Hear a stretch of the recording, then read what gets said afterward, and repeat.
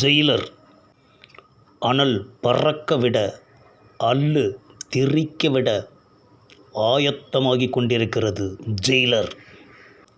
இன்னும் 2 மாதங்கள் தமிழக திரையரங்குகள் அதிரப் போகிறது.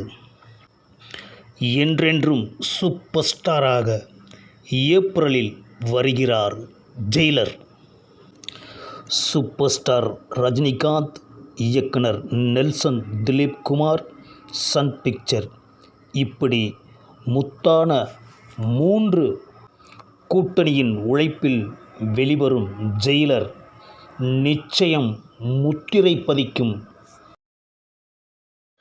விண்ணில் பல ஸ்டார், மண்ணில் பல ஸ்டார், ஆனால் திரையுலகில் ஒரே ஸ்டார், அது சூப்பர் ஸ்டார் ரஜினிகாந்த்.